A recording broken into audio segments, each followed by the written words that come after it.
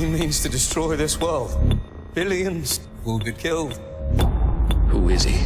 Apocalypse. He has the powers of a god. I will cleanse the earth for the strongest. Forget everything you think you know. You're not students anymore.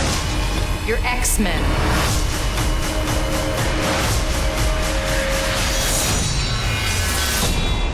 Let's go to war. X-Men Apocalypse.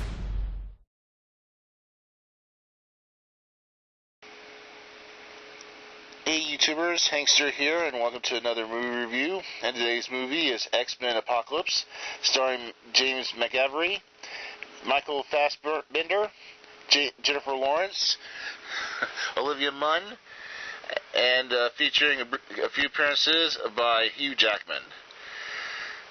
And once again, this is another younger X-Men movie featuring the younger actors as opposed to Patrick Stewart and Ian McKellen. This time, of course, it's the younger actors reprising their roles once more as Charles Xavier and Magneto. Now, of course, the actual movie takes place 10 years after their events involving Days of Futures Past from a couple years ago.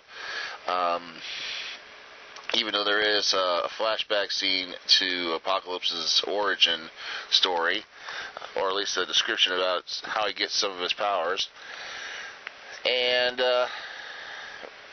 pretty much things have gone kind of peaceful in relations between humans and mutants, even though there is still some uneasy feelings between both groups. But there is, of course, the knowledge of mutants, and there's some sort of stable, maybe slightly uneasy peace between both groups. Charles, of course, is continuing on his school of gifted children. Of course, he's brought in the later known X-Men from the earlier three movies now in their younger forms. Scott, Cyclops, Jean Grey, Nightcrawler, and Jubilee. Of course, we don't really see Jubilee's power. She's just there. She has a few lines and everything. Now, of course, this movie features the return of Charles Xavier's girlfriend or at least love interest from First Class. She comes back. She says this time she's in charge of the CIA and is following a mysterious group of sort of like mutant worshippers or something like that. They're kind of following ancient texts and everything involving the possible first mutant, which of course is Apocalypse. Oddly enough, they really don't call him Apocalypse by name. None of the characters actually call him Apocalypse directly to him, or he refers to himself as Apocalypse in the movie, oddly enough. We just all know it is. Now, of course, Xavier's girlfriend former love interest winds up in Cairo, and inadvertently starts a chain reaction, which of course awakens Apocalypse from his 1,000-year, multi-millennial sleep, and he of course is now set to cleanse the world of weaker beings and their technologies, and only the strong would survive, which would of course be very powerful mutants in his eyes. He of course recruits his 4 horsemen, which of course includes Storm, a young Storm, and we basically see we give Dowser with more powers. We find out how she gets that white hair. She doesn't start off with white hair in the movie, and oddly enough, it is not a younger Halle Berry or anything. It's a different actress playing Storm this time around. So we get to see how she moves from street thief to possible harbinger of the Apocalypse to member of the X-Men. Of course, then he also recruits Psylocke, played by Olivia Munn. It's interesting enough to see Olivia Munn doing this. I used to watch her on G4, and she used to do a lot of cosplay on G4 as like Wonder Woman and all. So now she's finally playing a superhero in a movie, or a super-powered character. She's not really a superhero in this movie, but and all. Of course, also Angel, who of course gets transformed into Archangel, even though he's not really called that. He's not called Archangel in the movie, but we know what he becomes. And of course, finally, Magneto, who of course is once again disillusioned in the peaceful coexistence between humans and mutants after some personal experiences while he's laying low after the events of the last movie. Don't want to get too much into that. You'll have to see the movie. Don't want to give you too many spoilers, but he, of course, is disillusioned and is convinced by Magneto that Magneto's very extreme way of changing things would be better for humans and mutants, or whatever group would survive, whatever the two groups would survive. He, of course, when he finds out about Charles Xavier's existence, he also has plans for Charles Xavier, Professor X, and it's up to the X-Men to not only save him but also the world from total annihilation. And oddly enough, it doesn't really involve. Oddly enough, it does. You think it's going to be like with nuclear warheads and stuff, being that this is 1983 and it's still in the middle of the Cold War and everything. Oddly enough, it's not nuclear warheads. They're mentioned in some way, but they're not the major. They're not going to be the major force that Apocalypse uses to destroy the world. He's going to use something else, and all to do this. It's a pretty unique way of doing it, and you'll have to see the movie to see how that happens. Of course, once again, the movie reunites most of the surviving X-Men from the first movie. Of course, Raven, aka Mystique, rejoins the group. Jennifer Lawrence. She is kind of disillusioned as well, like Magneto, but unlike Magneto, she's not turned into a villain or anything. She's more just wants to get on with her life and stay looking human and everything. So, and maybe help out mutants when she can, but it's not really. She's not taking a path of being a hero or being a villain. She's just being sort of a neutral force in that aspect. Even though she's been greatly admired since her part in the events in the last movie by many mutants. She's just sort of become sort of an icon or role model or something, which is pretty interesting to note that because, I mean, if you follow the X-Men comic books or the original 3 movies, she, of course, portrays herself as a villainess. So if they're going to continue on doing these movies and we find out how she becomes this from a hero to a sadistic villainess, or is there a time change when now that is Mystique going to be a good person now? Is this reflecting in the comics? I don't know.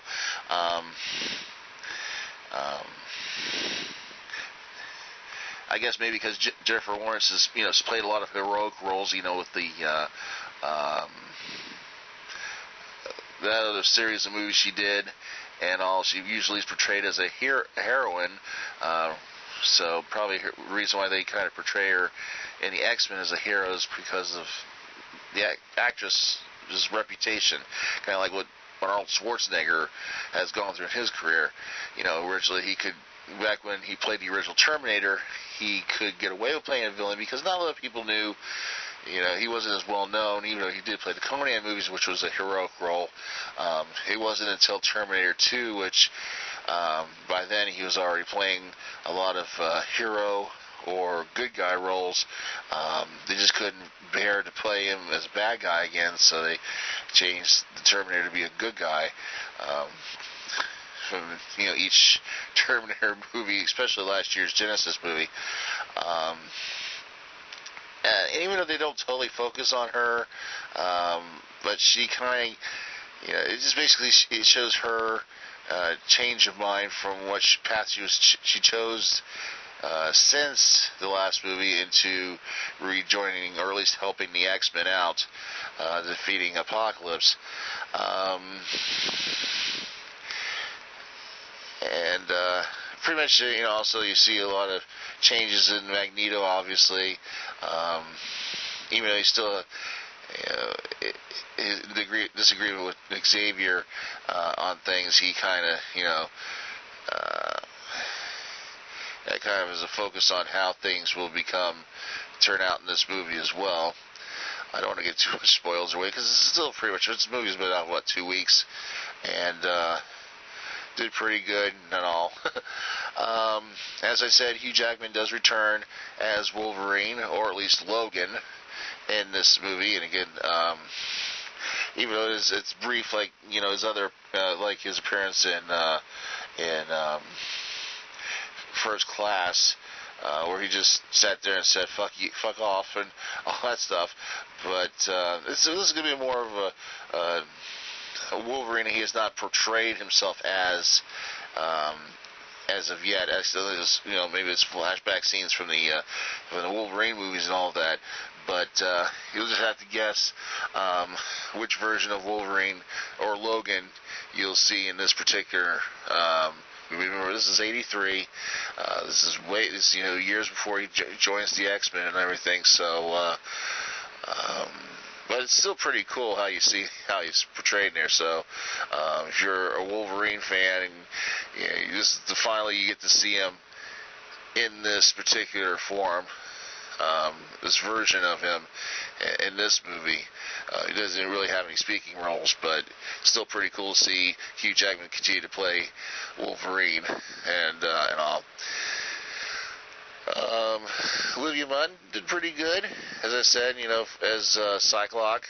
As she didn't have a whole lot of speaking roles.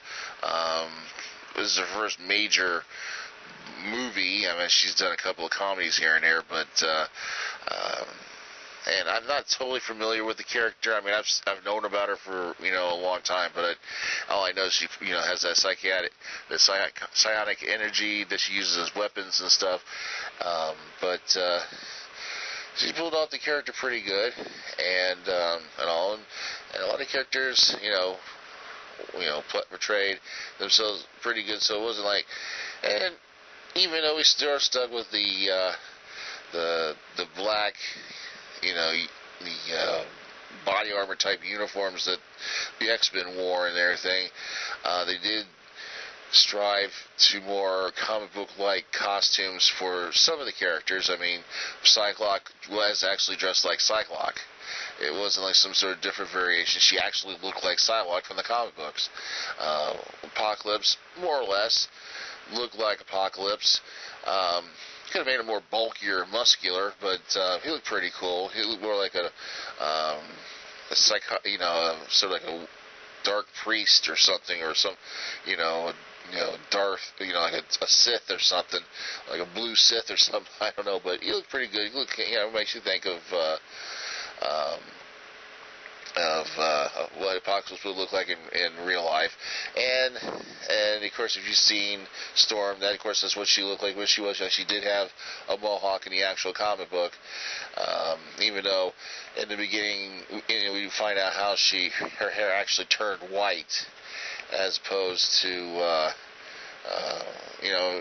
we always saw her as having white hair. This kind of shows in a way how her hair turns white. And of course, this movie also finally shows how Charles Xavier becomes bald, kind of slowly bridging that gap between the First Class Charles Xavier version and then the Patrick Stewart version of Charles Xavier from the original 3 movies, and of course, and the last, of course, his appearance as the older Charles Xavier in Days of Futures Past. Great special effects, great action. Bryan Singer was, of course, compared to I mean, his last ones that he did, I think he's better off directing, being involved with X-Men movies than any other type of superhero movies. I think he hits it pretty good here as doing an X-Men movie as opposed to Superman Returns or something like that. Even though I think Superman Returns was more of a tribute movie to the original director of the first movie as opposed to actually continuing on the original storyline and all. But go figure. Movie, of course.